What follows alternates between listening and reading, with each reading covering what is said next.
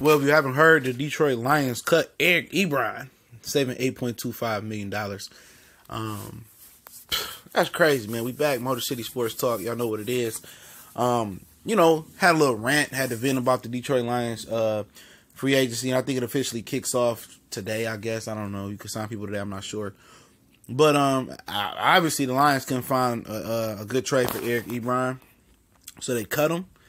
I think they picked up a 5th-year option on him, then they ended up cutting him. That's crazy though, but the Lions ain't did no moves. They brought in Frank Gore, Jonathan Stewart, and Marco Murray. I mean, dude, we said we need a veteran running back, not a skeleton running back. We need someone like Carlos Hyde, who went to Cleveland for 3 years. I'm not sure the numbers. Like Isaiah Crowell went to the Jets. I'm seeing all these other guys, these moving parts moving.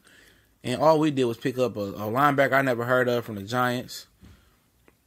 Then brought back Tavon Wilson and brought back Nevin Lawson, meaning that we not going to get any upgrade in the secondary. Even though the secondary was straight. But y'all better put all our hope better going to Tease Tabor, Diggs, and Jamal Agnew next year. We haven't made any moves in the front seven yet that I know of, but Ebron, you couldn't get a 5th or 6th or 7th round pick for Ebron. You just cut him loose. And then they saved $8.25 million under the cap, right? Cap room.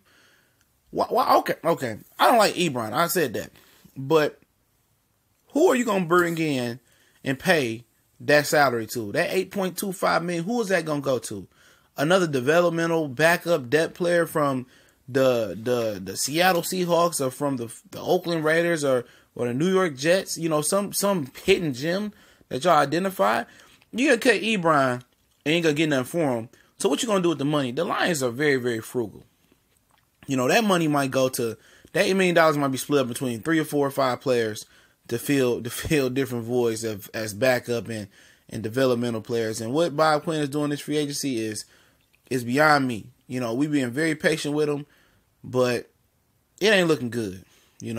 With 5 draft picks, I mean, if nobody want Eric Ebron, who the fuck want Amir Abdullah then? So you got to ask yourself that question. But hey, just don't know. I'm really starting to question Bob Quinn. He's done excellent in the draft, but this has been a horrible offseason for him, man, so far. I mean, he can hit on all 5 picks he got in the draft, and the Lions could regress next season. Well, they won 9 games this year. I can see this team is constructed. I'm being nice by saying 6 wins. I'm just, it's far out. I'm just saying, the only hope really is if they can get Ndamukong Suh to come back, which he's considering the Lions. I believe the Dolphins cut him, about to cut him.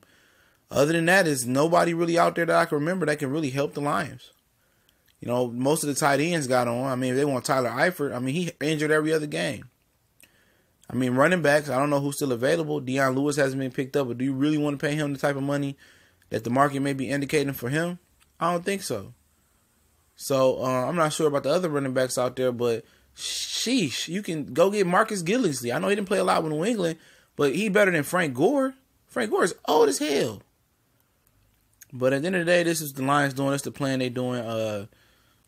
I say one thing about Martin Mayhew and Tyler Lewan. They was able to get key free agents for good money and good value and get excellent production out of them. Glover Quinn, Reggie Bush that 1 year, Golden Tate.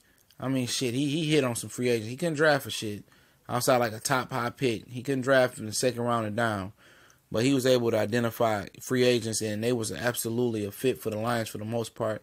And a lot of teams can't get free agents that can be fit for their team. That's a talent that Martin Mayhew had for identifying free agents. But, for Bob Quinn, either he not being allowed to spend the money that they have. They had the 10th most cap room. This is before they signed Zeke Ansah. They just freed up $8 more million for what? To sign another bum? But I don't know if he had. I just think it may be Martha Ford and the Ford family and the Ford family. Just tell them not to, not to really spend money. That's the only thing I could think of. They want to just build through the draft. But like I said, the Lions have been notorious for having the star players. Let's say they had Calvin, they had Stafford and Sue, and then, they had Barry.